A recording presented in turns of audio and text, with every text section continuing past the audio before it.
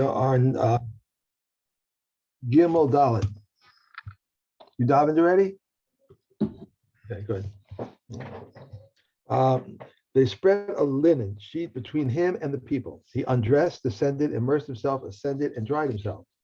They brought him golden vessels, vestments, and he donned them, and he washed his hands and feet. They brought him the daily offering. He made the incision and completed the slaughter for him. He received the blood in a vessel and threw it. He entered the temple to burn the morning incense, and he to prepare the lambs of the menorah. He offered the head and the limbs, the chavita meal offering, and the wine. The morning incense was offered every day between the throwing of the blood and the throwing of the limbs of the daily offering. That of the afternoon between the offering of the limbs and the nesachim. If the Kohen Gadol was old or delicate, they warmed water for him and poured it into cold water so that it should lose its chill. They brought him to the parva chamber, which was in the holy area, and they spread a linen sheet between him and the people. He washed his hands and his feet and then undressed. Reb Meir said, first he undressed, then he washed his hands and feet. He went down and immersed himself, ascended, and dried himself. And they brought him white vestments. He dressed and then washed his hands and feet. Okay. Okay, good. B'shachar haya lovesh pelusin shel shnei masar maneh. So in the morning, when he was wearing his white clothes for the morning, so there it was pelusin is these are made out of very fine linen, which comes from the town of Pelusium, Pelusin, which is in Mitzrayim. Okay, and it was worth shnei masar maneh, in other words, 1,200 dinars. It's interesting that it would come from Mitzrayim. Well, apparently that's where the best linen came from. I know, but you would think it's like an oxymoron kind of thing, going to the base of Migdash with, I guess maybe not, because it's saying like, okay, guys, you thought you had us, but we have you. Well, I mean, we can buy the linen at least. Right. Yeah. Okay, so it was worth 1,200 dinars of the material. So that you can imagine that's going to be expensive. I mean, how much is a dinar? It's a lot. Anyway, ubein ha'arbayim hindavin shel shmone me'ot zuz. So, and the white vestments that he wore in the afternoon are hindavin. Now, hindavin, I think, comes from Hodu. Yeah, you can hear the word Indus, Hindi, whatever. So hindavin is Indian. Is Indian. It's Indian linen, which is only worth 800 zuz. Okay. Divrei Rabbi Meir. This is the opinion of Rabbi Meir, of course. Okay, so he gets to have his opinion stated before the Chachamim, but the Chachamim say no. B'shachar haya lovesh shel 18 maneh, ubein harbayim shel 12 maneh. They say no. The morning one was worth 1,800, and the afternoon one was worth 1,200. Okay. Hakol shloshim maneh. So the whole thing between the two different garments was 3,000 maneh. Was 3,000 zuz. Okay. Yeah, 30 mana. Right. So mana is 100. Right. So 30 hundreds is 3,000. But you said zuz. You said 30 zuz. 30 maneh, 30 maneh, 3,000 zuz. Fine. Elu Michel Tzibor. That's how much the Tzibor was expected to pay for it. In other words, you could take that out of the shekalim. That's right. From a sefer shekalim. So that came out of the public treasury. And if the Kohen Gadol decides that he wants to spend more on it, then that's on his cheshbon. He's welcome to, but he adds it to himself. Okay. Mishna ches balo etzel paro uparo haya omed bein ha'olam le'mizbeach. So he comes to his first par. So he's got in the parsha of Yom Kippur, it says bezos yavo Aaron el hakodesh b'parvin bakar lechatas. So he has to bring a bull for himself as a sin offering. Okay, and that has to be from his own funds because it's basically, even though it's part of the Avodas Yom Kippurim, it's a personal offering which he's offering on behalf of himself and his household. Okay, he would stand it between the ulam and the mizbeach. So you know how the mizbeach is there's the heichal, right, which is the ulam. And the mizbeach is on the outside, so the parah would be in between those. Rosho ladaron, so he would face it with its head pointing south, upanav lemarav, and he would turn its face towards the west, towards the ulam. But kohen omed b'mizrach upanav lemarav. So and the kohen would stand on the mizbeach side, facing the ulam towards the west. And then he would lean his hands on top of the bull and do his vidoi. Wait, he's holding his head to the south. So the cow is pointing west. The body of the cow is pointing southwards, but he turns the cow's head towards the east. So the cow's looking to the right. Okay, so face to the west. So to the west, you're right. I misspoke. How does he do that? He holds his head this way, and then the car is pointing this way, and he forcibly turns its head to the right. All right. Right, and that's how he's going to do the shkita from behind there. Right, so he does. He moves it from the south to the west. Okay. All right. Okay. V'kach haya omer ana Hashem. Right, you recognize this? Yes. Avisi pashati chatasi. Now look at that order of words. That's not what we've got in the Machzor. We've got in the Machzor chatasi avisi pashati. Right? Okay. Let me just see what he says about that. There in the footnote, there it is. So Kahati's got a footnote on this about avisi pashati. So the Baraisa says in the Gemara, Kesad mitzvah avisi pashati chatasi, and in the Siyam Shtalech he says the same. He says the same thing. Hisvada al kol avonos b'nei Yisrael. Okay. There's kol pishayim v'kol chatos sam. You see, there's the order of the words. First avon, then pesha, then chet. Okay. Right. And that's the lashon that the Mishna has. But the Chachamim say that avonos is zadon. That's deliberate sin. Okay. Pesha is merid. That's where it's like with a. Pesha is where it's like a rebellion. You're doing it dafka in Hashem's face. So that's the kind of the worst. And this so this is what's so then it's what is it? The bonus, and then I'm just looking for the source of this one here.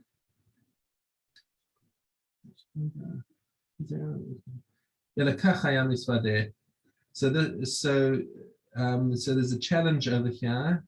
But hold on, is this Rashi? Sorry, I'm just trying to see who's saying this.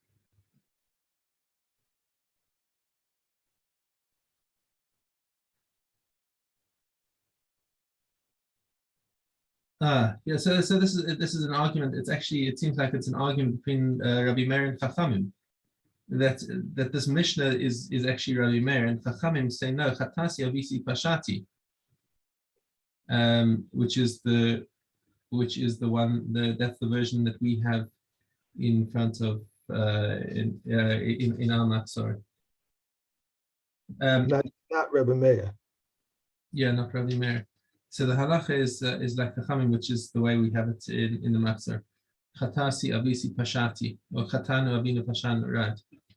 Okay. So back into the Mishnah. He says, Ana Hashem chatasi avisi pashati lefanecha ani uveisi. I and my household. Ana Hashem kaperna, give us atonement for la'avonos, la'pashayim, v'la'chatayim. Again, the order is according to Rabbi Meir here. but the Chachamim will have it in the order of Chet, Avon, and Pesha. Shavisi v'shepashati v'shepatasi lefanecha ani uveisi kakasu b'soras Moshe avdecha, as it's written in the Torah, Ki v'yom hazeh yichaper aleichem, because on this day Hashem will atone for you. V'hein onim acharav baruch Shem kavod malchuso v'yanam ba'ed. And everyone in the Azara would hear him mentioning the Shem HaMeforash, and they would say baruch Shem kavod malchuso v'yanam ba'ed. Because that, by the way, is the standard response to a bracha in the Mikdash. Is right. You don't say Amen, you say Baruch Shem Kavod Malchuso. We had that in we have it. We had it in one of the Mishnas. I don't remember where we had this. Yeah. You remember? It occurs in a couple of places, I think. But yeah, here's one. At what point, if a Kohen goes in and he's going to be pulled out, they're going to take the rope and pull him out. Okay. At what point in this whole service is he pulled out? Where do they say, okay, that's enough? He just died at some point, or just? Don't know. And unfortunately, I don't have any sources that tell us where it would be that where was the critical moment where if the Kohen Gadol was not worthy that he would just drop dead. I was thinking about the Kataris maybe, but he would have gone through the whole everything else already. So, well, you would kind of hope that he gets the opportunity to perform the whole avoda, because it's not just him; it's the whole Am that's waiting for the kapara. Right. So maybe like just on the last step, let him. Okay, you did everything else right. You did what you had to for the Am. Now you can die. Okay. Balo lemizrach azara. So then he comes to the eastern side of the Azara, Litzvon HaMizbech, and the north of the Mizbech. Hasagan mimino v'rosh beis av mismolo. So you'd have the deputy Kohen on his right hand side, and the Rosh Beis Av, the head of the Mishmar of the Kohanim, on his left. V'sham shnei seirim. And there would be the two goats. Okay. The kalpi haisa sham uba shnei gorelos, and there would be a box which had the two lots in them. Right. Shel eshkeroa hayu. So they're made out of boxwood. Asan ben gamla shel zahav, and Ben Gamla, who was Nasgavir, came and said, let's change this from boxwood into gold. That should be L'chvod Yom Kippur. And they said, Shkoyach.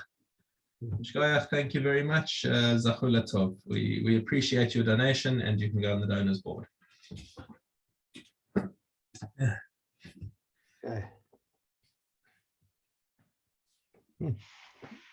Okay. Shkalim. Chesvav.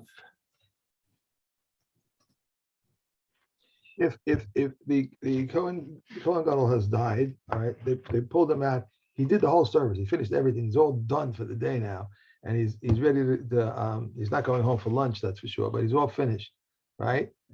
At that point, if he dies, right, does that mean the next person who is supposed to be the Kohen Gadol, does he automatically takes over, or they have to vote again or do what they have to do? You understand what I'm saying? They had a Sagan. That's why the first Mishna says that they appoint a Sagan. There's the deputy Kohen Gadol, and he would take over immediately. Immediately, right? All right. So it wasn't a matter that there was a deputy, but there was also a whole group of people waiting to be the next Kohen to go and to do the avoda. Well, they didn't appoint more than one. There was only one Sagan. It wasn't like there was a list of people that once you cross off the names, the next one becomes the Kohen Gadol.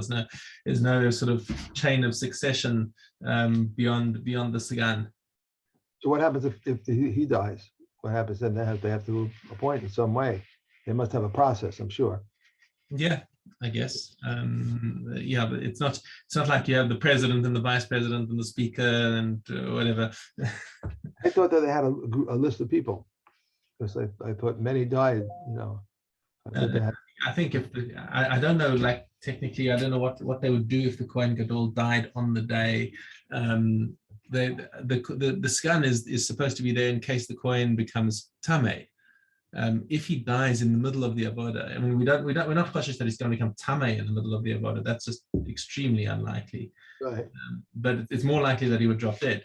And does the scan take over in the middle of the avoda if the coin it kind of makes sense that the deputy coin would take over from wherever the previous coin left off.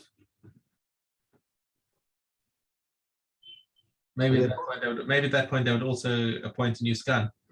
They both have second wives. In case. No, the second wife thing was Rabbi Yehuda, and we don't paskin like him. Okay.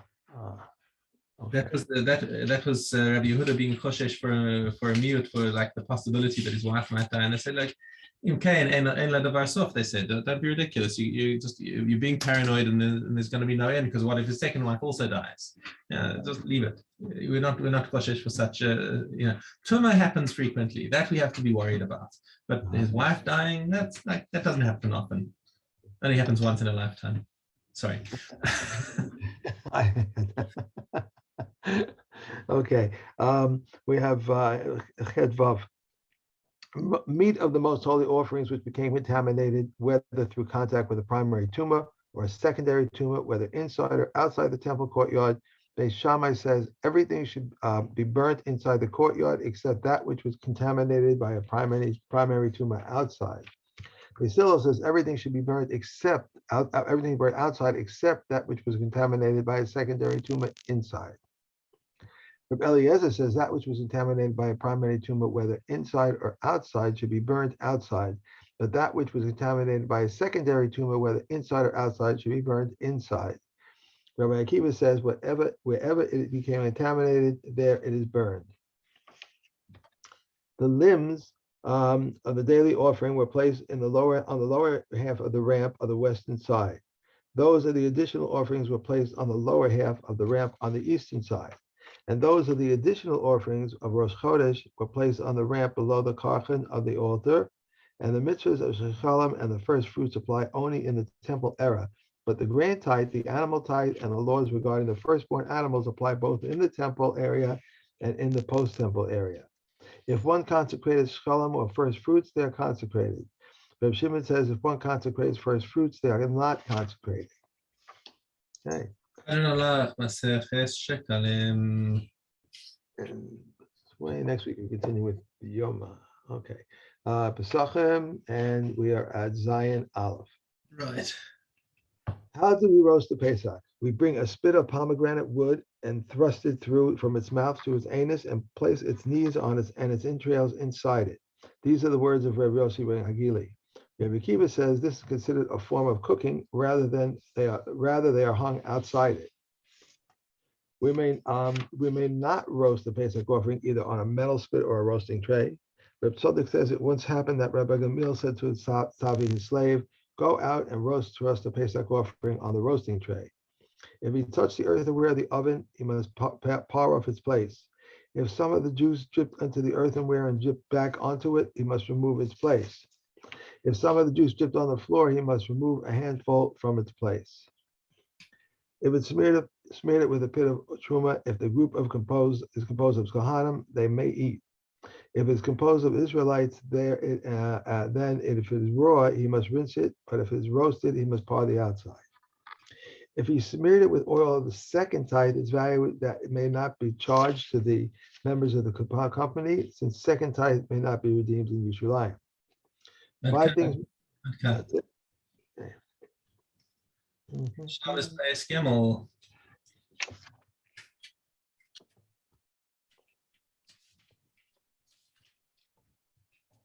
In honor of Sabbath, I'm sorry, it's wrong. We may light with any product of a tree except flax, and no tree product may contact contamination from sheltering a contaminated object except flax.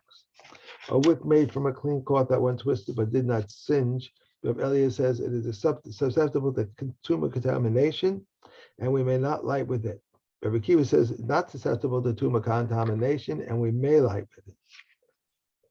One may not pierce an eggshell, fill it with oil, and put it over the mouth of a lamb so the oil will drip, even if it is a container of earthenware, but Rabbi Yehuda permits this. However, if the potter attached it originally, it is permitted because it is a single vessel. One may not fill a bowl with oil, put it beside a lamp, and put the end of the wick into it, the bowl the bowl that is, so that it will draw oil. But Rabbi Yehuda says it's permissible. One who extinguishes a lamp because he fears idolaters, because of bandits, because of melancholy, because a sick person may fall asleep, he is exempt. But if he does so to spare the lamp, to spare the oil, or to spare the wick, he is liable. Rabbi Yossi exempts in all these cases except that of the wick because he makes it into charcoal.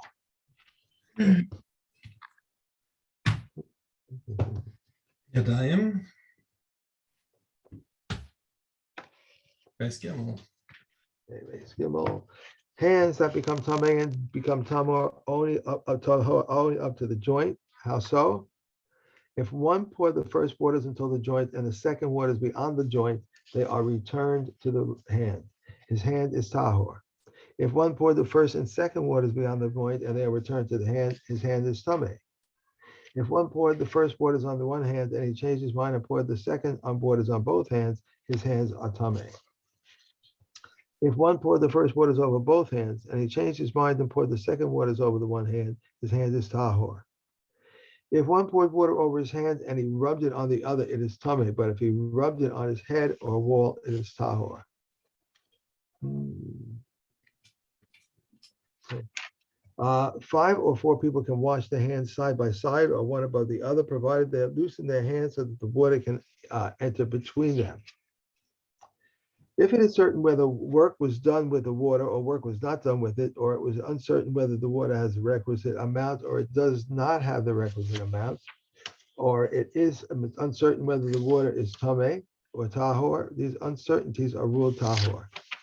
Where they said an uncertainty pertaining to hands, whether with regard to becoming tamei or whether converting tuma, whether becoming tahor, is ruled tahor. Rabbi Yossi says a case of uncertainty whether they become tamei, it's ruled tamei. That's wrong. If the uncertainty is a case of uncertainty whether they became tahor is ruled tamei. because How yeah, so? Right. How so? A person's hands were tahor, and before him were 2 tamei loaves, and is uncertain whether he touched them or did not touch them, or his hands were tamei, and before him were 2 tahor loaves, and it is uncertain whether he touched them or he did not touch them, or one of his hands was tamei and one was tahor, and before him were 2 tahor loaves, and he touched one of them, but it is uncertain whether he touched it with the tamei hand or the tahor hand, or his hands were tahor, and before him were 2 loaves, one tamei, one tahor, and he touched one of them, but it's uncertain whether he touched the tamei one or touched the tahor one. Or one of his hands was tamei and one was tahor, and before him were 2 loaves, one of which was tamei and one was tahor, and he touched them both. He touched both of them, but it's uncertain whether he tamei hand touched the tamei loaf and the tahor touched the tahor loaf, or the tahor hand touched the tamei loaf, or the tamei loaf touched the tahor loaf. His hands remain as they were, and the loaves remain as they were. So in all these cases where when you have the suffix with yadayim, we say suffix yadayim lahakel. So we don't assume that there was tumah involved over here. We just take it that there was no tumah was transmitted in either direction. Okay, one more. Yeah, they're long ones today. Regarding one who inserts his hands into a house afflicted with saras, his hands are tamei to the first degree. These are the words of Rabbi Akiva, but the Chachamim say his hands are tamei to the degree of sheni. Anyone who renders clothes tamei during the first of his contact with a source of tuma renders his hands tamei, causing them to become tamei to the first degree. These are the words of Rabbi Akiva, but the Chachamim say he causes them to become tamei to the degree of sheni. They said to Rabbi Akiva, where do we find anywhere that his hands are first degree of tuma? He said to them, how is it possible for them to be first degree of tuma unless his entire body becomes tamei beside these cases? Food and articles that become tamei from liquids render hands tamei, causing them to become tamei to the degree of sheni. These are the words of Rabbi Yeshua. But the comments say that which becomes tamei through contact with avatuma renders hands tamei. But that which becomes tamei through contact with derived tuma does not render hands tamei. Reb Shimon ben Gamliel says there was an incident concerning a woman who came before my father. And she said to him, my hands entered into the airspace of an earthenware vestibule. He said to her, my daughter, what was the source of the tumah? I did not hear what she said to him, but the comment said, the matter is clear. That which he came tummy through an avatuma renders hands tummy. But that which became tummy through derived tuma does not render hands tummy. See, even if you don't hear the answer to the question, you can hear from the fact that he's even asking the question means there's a difference. Right. Okay. And We have Christos, hey Dalid. if there was a piece of ordinary meat and a piece of sanctified meat, if they ate one of them, but he does not know which of them he ate, he's exempt.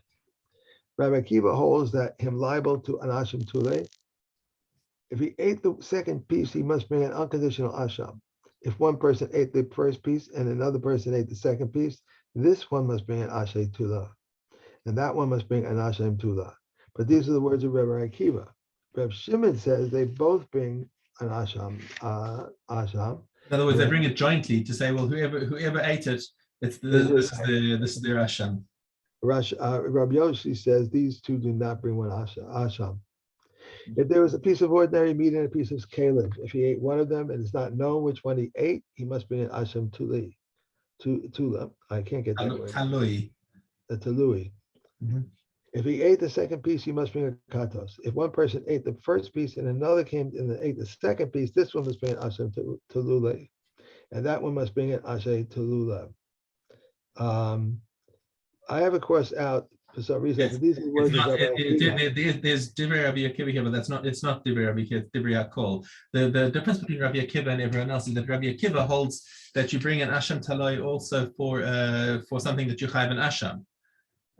Right. So normally we say an asham taloi is brought for something where you've got a suffix in a chatas. Okay, so for example, did you eat chalev? Did you not eat chalev? If you ate chalev, then you chayv a chatas. If you're not sure if there's a suffix, you know you ate something, but you're not sure if it was the chalev or if it was regular fat. Right. So because of that suffix, you have to bring an asham taloi. Now, the case that we brought in Mishna Dalet, where we brought Rabbi Akiva's opinion, was where there was a suffix me'ilah. Now, me'ilah, the korban for me'ilah is an asham. Itself an asham. So the Chachamim say you don't bring an asham taloi on something where if you vadai that you only bring an asham. It's only for a chatas that we bring an asham taloi. But Rabbi Akiva says no. Also for a regular asham you'd have to do it. So that's why only Rabbi Akiva says in the previous Mishnah that you bring an asham taloi for this. But but in our case here we're bringing it's something that's chalev. And everyone agrees that for that you have to bring an asham taloi. So the divrei Rabbi Akiva is a mistake. It's not just him, it's everyone. Everyone. Reb Shimon says they both bring one katos, and Reb Yossi says two do not bring one katos. There was a piece of caleb and a piece of sanctified fat. If one ate one of them and it is not known which of them he ate, he must bring an asham. So again, caleb is a chatas and kodesh is me'ilah. So for caleb, you need to bring a chatas. But for kodesh, you'd have to bring an asham of me'ilah. Okay, so he ate one of them, but we're not sure which. So for that, we say bring an asham taloi, and everyone agrees on that. Even because Rabbi Akiva says, okay, we don't know which one he ate, so he has to bring an asham taloi for one of them. Okay. If he eats the second one, however, now he's got a vadai. And then he has to bring a chatas and an asham vadai. If there was a piece of caleb and a piece of sanctified meat, if he ate one of them and it's not known which one he ate, he must bring an asham tululai. If he ate the second piece, he must bring a chatos and an unconditional asham. If one ate the first piece and another came and ate the second piece, this one must bring an asham tulai, and this one must bring an asham tulai. Reb Shimon says they both bring a chatos and an asham, and Reb Yossi says they do not bring a katos and an asham. Right, because again, this whole time, Rabbi Shimon says you can bring this conditional korban and say, well, if I'm the one who ate the chatas, then this is that ate the chalev, then this is my chatas, and if you etc. The whole conditional thing. And Rabbi Yossi keeps saying to Rabbi Shimon, I keep telling you can't do that. Okay. That was it. Okay. Yeah, one. Then now we're on to Baba Kama. I get the feeling you like Baba Kama. Why? I just get the feeling that you like it. What do you call the examples that they give. All right. If according to two witnesses a person stole, and according to them he slaughtered or sold, and they are found to be false witnesses, they pay in full. If according to two witnesses he stole, and according to two others he slaughtered or sold, and both of them were found to be false witnesses, the first ones pay the twofold payment, and the second one pay the threefold payment. If the second ones were found to be false witnesses, he pays the twofold payment, and they pay the threefold payment. If one of the second ones is found to be false, the second testimony is void. The first one is found to be false, and the entire testimony is void. For there is no theft, there is no slaughter, and no sale. If according to two witnesses one stole, and according to one witness by his own confession he slaughtered or sold, he pays the twofold payment, but he does not pay the fourfold or fivefold payment.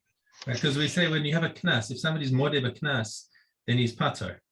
If you're modeh that you're mazik or that you stole or whatever, okay, so then that's 100 witnesses against you. You have to pay back what you stole. But in terms of knas, like kefel, when you've got a penalty of double or triple or quadruple or whatever it is, if somebody's modeh to that, then they don't have to pay it. Okay. If one stole and slaughtered on the Sabbath, sold and slaughtered for idolatry, stole from his father and father died, and afterwards he slaughtered or sold, stole and consecrated, and afterward he slaughtered and sold, he pays a twofold payment, but he does not pay the fourfold payment. Reb Shimon says that for consecrated animals for which he is responsible, he pays the fourfold or the fivefold payment. But for those which he is not responsible, he is exempt. If he sold it except for 1/100th of it, or if he had joint ownership in it, if it slaughtered it and became disqualified, if he pierced his nostrils or tore out his throat or glands, he would pay the twofold payment, but he does not pay the fourfold or fivefold payment. If one stole in the owner's presence and the premises, right, and slaughtered or sold outside their property, or if he sold outside their premises and slaughtered or sold within their premises, if he sold or slaughtered or sold outside the payment, he pays the twofold or fourfold payment. Right. But if he stole and slaughtered or sold on the premises, he is exempt. Okay. Okay. All right. That's it. Thank you very much. Shkoyach. Thank you very much. Great Shabbos. Enjoy. Shabbos. You still have to come to your house. I still have to get to your house. I'm leaving Wednesday morning. I mean, Tuesday night. Right. Have a wonderful time. Thank you. So I will miss Tuesday. No, I'll be here Tuesday. I'll be here Wednesday to Wednesday. Okay. Thursday I'll be back. Okay. Bye. Thank you. Have a great Shabbos. Thank you. Shabbos.